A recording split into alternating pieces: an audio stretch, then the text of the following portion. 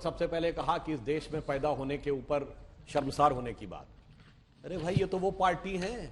हम तो कहते थे इस देश का वही सच्चा व्यक्ति है जो यहीं पैदा हुआ, जिसके पूर्वज भी यहीं पैदा हुए, जो ये मानता है कि वह इस देश की पितृभूमि भी है और वह मोक्ष भूमि भी है। ये मजाक उड़ाते थे, ये कहते थे अरे ये कैसे यहां पैदा हुआ, वही कैसे। ये तो वो डायलॉग बोलते थे, सरजमीने हिंद पर अक़वाम आलम के फिराक, काफिले बसते गए हिंदोस्तां बनता गया। अरे इस देश पे पैदा होने पे कभी गर्व ही नहीं महसूस किया? बाहर से आके काफिले बसते गए और हमें बनते गए। जिन्होंने इस देश की अवधारणा ये बनाई, वो आकर अगर ये बात कहते हैं तो बहुत हंसी आती है। अब आता हूं इलेक्शन कमीशन पे।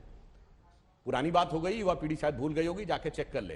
टीएन शेषन इस देश के सबसे बहुत ही एग्रेसिव इलेक्शन कमिश्नर थे, जिन्होंने सबसे बड़े चेंजेस लाए।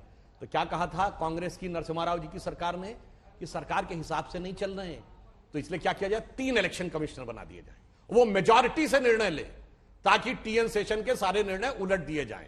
और 2 फटाफट अपॉइंट कर दिए थे। वो आज कहते हैं कि चुनाव आयोग की स्वायत्तता के ऊपर हमको ज्ञान देते हैं। मगर एक बात मैं कहना चाहूंगा, वहां जाके जो मैंने राहुल गांधी जी का को एक सुदर्शन स्वरूप में देखा है, तो मुझे एक चीज तो लग रही है कि जो भारत में वो कहते थे ना कि भाई सर्दी थोड़ी है, तुम्हें सर्दी से डर लगता है, वहां जाके इसलिए देखो मुझे डर नहीं लगता, इसलिए मैं टी शर्ट पहने हूं। मगर वहां एकदम सूट बूट बंद गला टाई वाई पहने, लगता है कि वहां पे डर लगने लगा है, इसलिए उन्होंने अपना पूरा गेटअप जो है पूरी तरीके से चेंज कर लिया है।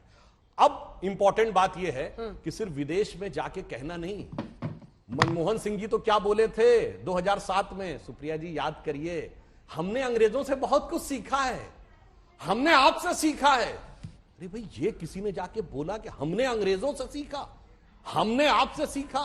यदि वो जाकर आप लोग बोलते हैं, और राहुल गांधी जी क्या बोले थे बकौल विकीलीक्स, मैं नहीं कहता कि वो सच है, मगर आज तक खंडन नहीं हुआ है, जाके अमेरिकी अधिकारियों से बोले कि हिंदू टेरर बहुत बड़ा खतरा है।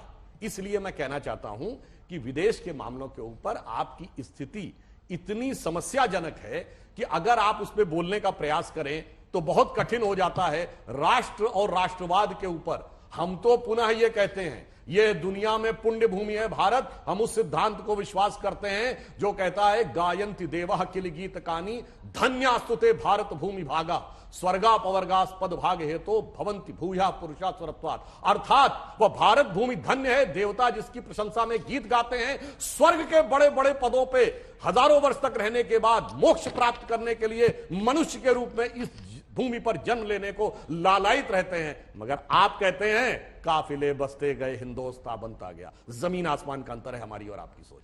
लेकिन इसका जवाब तो दीजिए। राहुल गांधी कह रहे हैं कि उनका फोन टैप हो रहा है। वो भी बहुत अच्छी बात आपने कही। आ रही हूं सुप्रिया जी। देखिए प्रॉब्लम क्या है कि वो तो बात जो आपके खिलाफ है सबका फोन टैप हो रहा है। पेगासस के टाइम पे आया था, जब मांगा गया था कि जिन जिन के नाम है, कोर्ट ने मांगे थे तो वो दे दे, कोई बात नहीं। प्रॉब्लम क्या है कि वायरस फोन में नहीं है, वायरस दिमाग में है।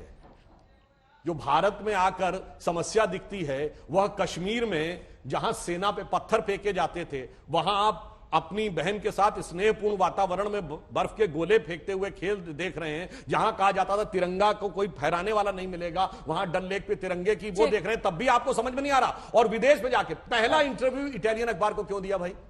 इटालियन अखबार को दिया तो इटालियन प्रधानमंत्री की बात मान लेते, तो वो भी नहीं मानेंगे। फिर जाकर अंग्रेजों के देश में स्वतंत्रता के अमृत महोत्सव में भारत के बारे में अपशब्द कहना, जबकि एक संयोग देखिए अंजना जी, इस 75 वर्ष में भगवान ने कितना बड़ा संयोग किया। वो अंग्रेज जो कहते थे हिंदुस्तानियों को शासन करना नहीं आता इसलिए हमें यहां रहना चाहिए, उनके यहां इतनी उठापटक हुई पिछले दिनों, और एक भारतीय मूल का व्यक्ति ये दिखा रहा है कि शासन करना क्या होता है। मगर इन लोगों को जाकर उसमें आकर कितना निगेटिव दिखता है। जिसको जैसी दृष्टि वैसी उसकी सृष्टि। अगर फोन टैप हो रहा है तो जांच के लिए फोन तो देना पड़ेगा, क्योंकि आरोप अनंत रूप से तो लग नहीं सकता है। दूसरा, बीजेपी का आरोप है कि विपक्ष जो विदेशी एजेंसियां हैं उसका इस्तेमाल करती है कांग्रेस पार्टी। उन्होंने बीबीसी से लेकर हिंडनबर्ग सबकी तरफ इशारा किया कि कोई ना कोई कनेक्शन रहता है जो पीएम के खिलाफ जाता है। उसका बीजेपी जो है ना, एक बौखलाई हुई, घबराई हुई, रैटल्ड पार्टी है। और बौखलाहट और घबराहट जो है वो शून्यता चेहरे पर भी नजर आती है, और जो दिवालियापन वाले बयान दिए जाते हैं उसमें भी नजर आती है। बता देती हूं कैसे। ये तो बीबीसी से घबराते हैं, ये तो हिंदुस्तान के एक थिंक टैंक सीपीआर से घबराते हैं, सेंटर फॉर पॉलिसी रिसर्च से घबराकर उनके ऊपर भी आक्रमण कर देते हैं। ये हर एनजीओ से घबराते हैं। ये तो 21 साल की एक क्लाइमेट एक्टिविस्ट बेचारी दिशा रवि से भी घबराकर उसको भी अरेस्ट कर लेते हैं, बाद में कोर्ट में मुंह की खानी पड़ती है। छोड़िए उस बात को, पहले पेगासस पर चर्चा करते हैं। पेगासस पर सुप्रीम कोर्ट ने एक जांच समिति गठित करी थी।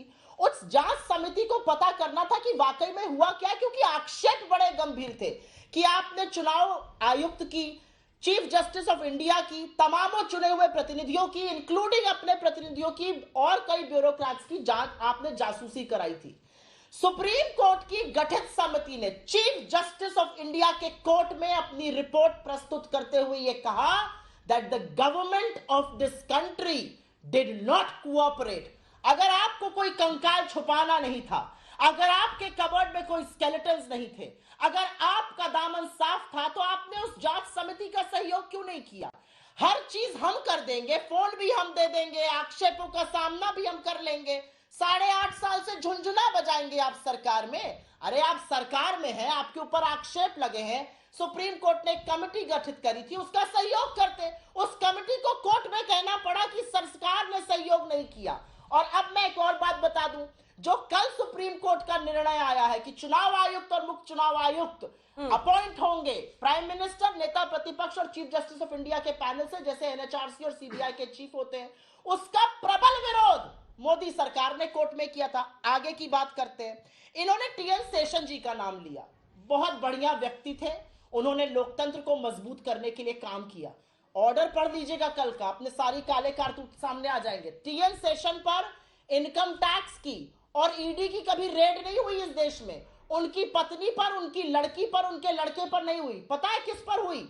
अशोक लवासा, जो चुनाव आयुक्त थे, जिन्होंने डिसेंटिंग जजमेंट दिया था मोदी जी के चुनाव आचार संहिता के उल्लंघन का, उनकी लड़की की, उनकी पत्नी की, उनके लड़के की रेड हुई और अंततोगत्वा उनको चुनाव आयोग छोड़ना पड़ा। कश्मीर की और अंग्रेजों की बात कर रहे थे, उसका भी जवाब दूंगी और जवाब देना जरूरी है।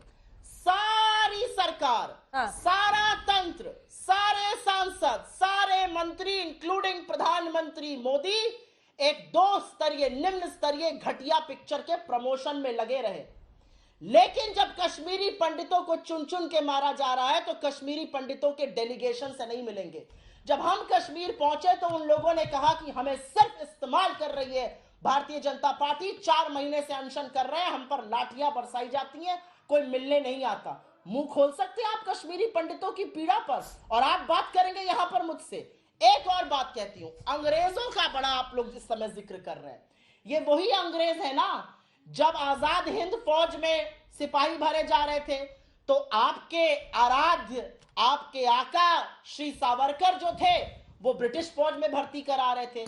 ये वही अंग्रेज थे ना जिनके साथ मिलकर श्यामा प्रसाद मुखर्जी ये कहते थे, ये जो 1942 का भारत छोड़ो आंदोलन है, क्विट इंडिया मूवमेंट है, इसका दमन कैसे किया जाए, इसको दबाया कैसे जाए। ये वही अंग्रेज है ना जिनके साथ आप मिलकर एनडब्ल्यूएफपी में और हर जगह काम करते थे, और जब हम उनके खिलाफत करते थे तो आप मुखबिरी और माफीनामे लिखते थे।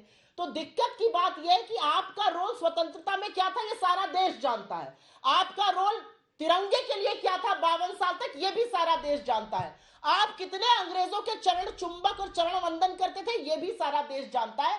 आज उन आक्षेपों से आप बच नहीं सकते हैं। आज आपके ऊपर गहन आक्षेप है, और वो आक्षेप है कि आपने इस देश के लोकतंत्र का गला घोटा, और ये हम अकेले नहीं कह रहे हैं, यूएस सेक्रेटरी ऑफ स्टेट आए हुए हैं। भारत जोड़ो में तो कह ही रहे थे सुप्रिया जी, कैम्ब्रिज में जाके कहने की क्या जरूरत थी, इसका तो जवाब ही नहीं मिल रहा है ना।